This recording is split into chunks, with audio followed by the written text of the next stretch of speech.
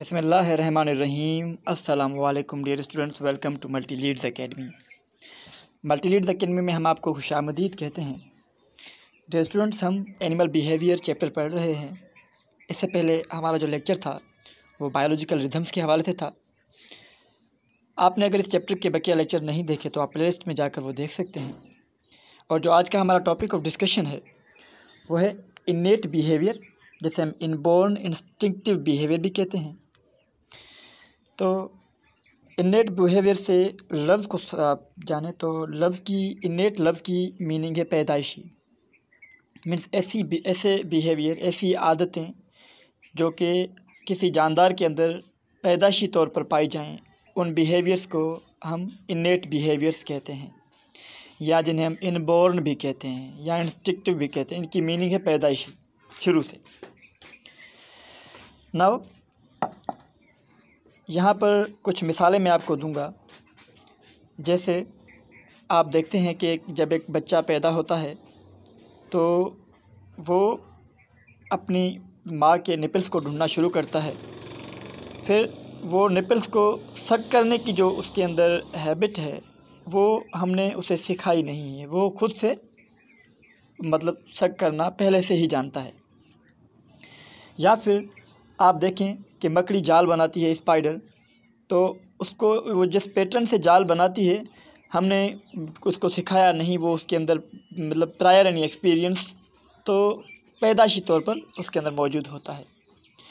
या फिर आप देखें तो परवाना लाइट की तरफ जाता है, मोथ जिसे हम इंग्लिश में कहते हैं। तो अल्लामा इकबाल ने उसके हवाले से शायरी भी की है। परवाना तुझसे करता है ए शम्मा प्यार क्यों, जाने बेकरार है तुझ पे निसार क्यों। तो आप देखेंगे परवाना वो लाइट की जानिब बढ़ता है, एक मोमबत्ती की जानिब बढ़ता है, भले ही वो जल क्यों ना जाए। लेकिन ये बिहेवियर किसी ने उसे सिखाया नहीं है, ये उसके अंदर इन्नेट पाया जाता है, पैदाइशी तौर पर है। तो आइए अब हम स्टार्ट करते हैं कि हमारे बुक के अंदर क्या लिखा गया है। तो बुक के अंदर लिखा गया है, the behaviour of an organism that is performed in response to stimulus at the time of birth without prior experience is called innate behavior or inborn behavior। कि ये ऐसा बिहेवियर है जिसका जानदार मुजाहरा करते हैं रिस्पॉन्स देने के लिए किसी भी स्टिमुलस का, at the time of birth पैदाइश के वक्त। विदाउट प्रायर एक्सपीरियंस से मुराद है कि उन्हें कोई पहले का इस चीज़ का पहले का कोई भी तजुर्बा नहीं होता। तो ऐसे बिहेवियर्स को हम कहते हैं इन्नेट बिहेवियर और inborn behaviour. Innate behaviour is inherited behaviour perform by the animals in very similar way by all the members of a species.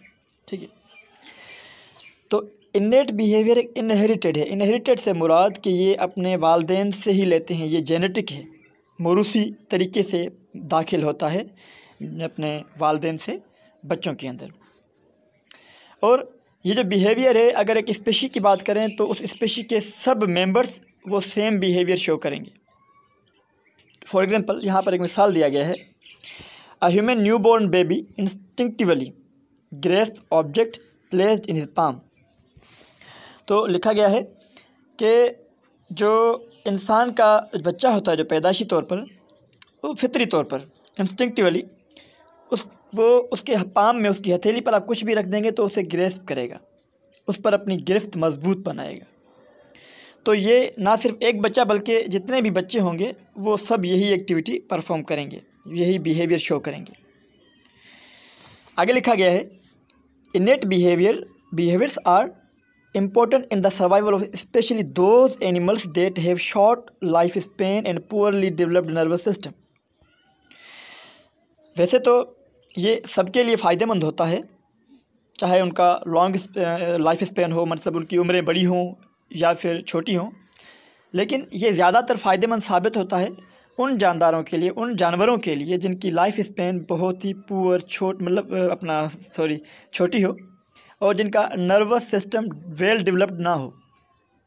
जैसे मोथ का एग्जांपल दे दूँ, वुडलाउस का एग्जांपल, कॉकरोच का एग्जांपल।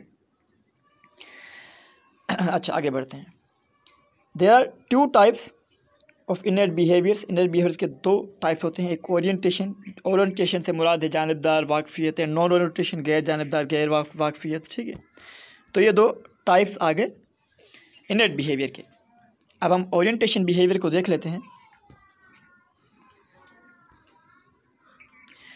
तो ओरिएंटेशन बिहेवियर के हवाले से लिखा गया है,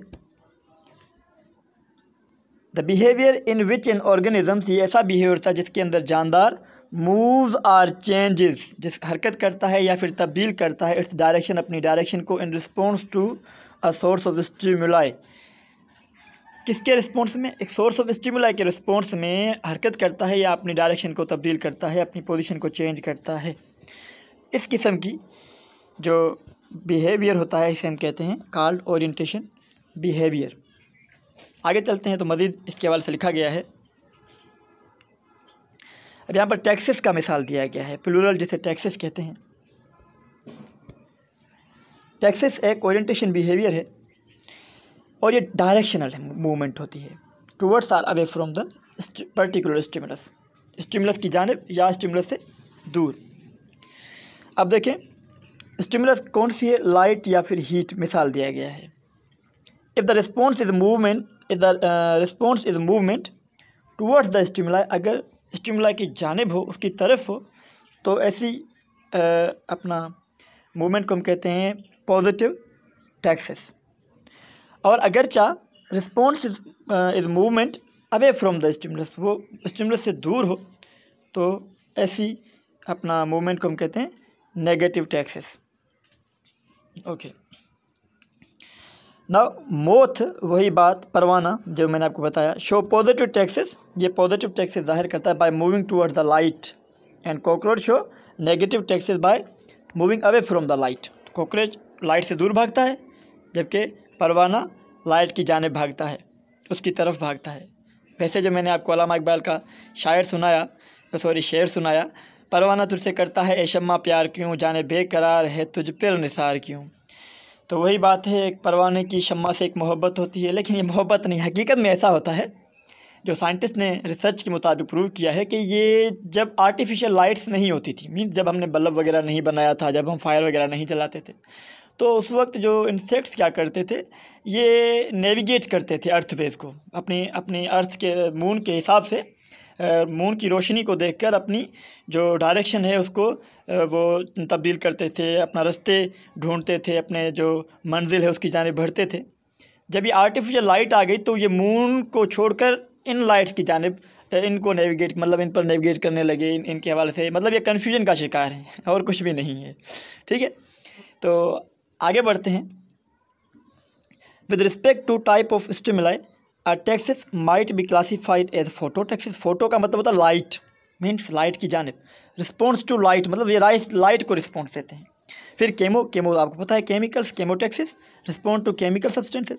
थिग्मो का मतलब होता है टच टैक्सेस, तो रिस्पॉन्स टू कॉन्टैक्ट, टच में आना, कॉन्टैक्ट में आना। हाइड्रो का मतलब होता है पानी, taxes, response to moisture and so on, वगैरह वगैरह, ठीक है। अच्छा, अब आप आ जाएं, ओरिएंटेशन में एक और मिसाल दिया गया है काइनेसिस का, लेकिन ये नॉन डायरेक्शन होता है, ये डायरेक्शनल नहीं होता। तो इसके हवाले से देखें, लिखा गया है प्लूरल, यहाँ काइनेसिस सिंगुलर और plural kinesis. Kinesis is a simple form of non orientation movement. ये नॉन ओरिएंटेशन मूवमेंट का फॉर्म दिया गया है कि मतलब नॉन डायरेक्शनल होता है। यहाँ पर ये आता तो ओरिएंटेशन में है, लेकिन यहाँ पता नहीं क्यों उन्होंने नॉन ओरिएंटेशन लिखा है, ठीक है। दैट कैन बी स्लो और फास्ट, ये फास्ट और स्लो हो सकती है according to stimuli. In this behaviour the animal alters its rate of movement, वो अपनी जो रेट ऑफ मूवमेंट, हरकत मतलब एक वुडलाइस है, तो वो वुडलाउस एक अपनी डायरेक्शन में, एक अपनी मूवमेंट के हिसाब से जा रहा है। लेकिन जब वहाँ पर खुश्की आ जाती है तो ये जल्दी जल्दी लकड़ी, वुडलाउस ये पुरानी लकड़ियों में मिला, मतलब पाया जाने वाला एक कीड़ा होता है। तो जब खुश्क लकड़ी आ जाती है तो ये इसकी रफ्तार को बढ़ा देता है, लेकिन जब मॉइस्ट लकड़ी आ जाती है तो ये रफ्तार को स्लो कर देता है, ठीक है। तो लेकिन किसी डायरेक्शन में नहीं, पर्टिकुलर डायरेक्शन में नहीं होता, ठीक है। ये है ओरिएंटेशन का ही एग्जांपल है। अच्छा, अकॉर्डिंग टू इंटेंसिटी, अच्छा इसका जो बिहेवियर शो करता है ये इंटेंसिटी पर, ठीक है, कि उसकी शिद्दत क्या है, स्टिमुलस की इंटेंसिटी पर, ये आपने बात याद रखनी है। फॉर एग्जाम्पल वुड लाइस का मिसाल दिया गया है, moves rapidly over the dry environment and slow down at high humid environment. Humid जो होती हैं मीन जहाँ पर ज़्यादा पानी वगैरह हो, मॉइस्ट जो लकड़ी हो उस पर। तो डियर स्टूडेंट, ये था आज का हमारा शॉर्ट सा लेक्चर अबाउट इनेट बिहेवियर और उसके जो टाइप ओरिएंटेशन बिहेवियर। मिलते हैं अगले लेक्चर में, तब तक अपना ख्याल रखिए। लेकिन आपने अगर चैनल पर नए हैं तो चैनल को सब्सक्राइब करें और बेल आइकन को प्रेस करें ताकि आने वाला हर लेक्चर आप तक आसानी पड़ सके। मिलते हैं अगले लेक्चर में, तब तक अपना ख्याल रखिएगा। अल्लाह हाफिज़।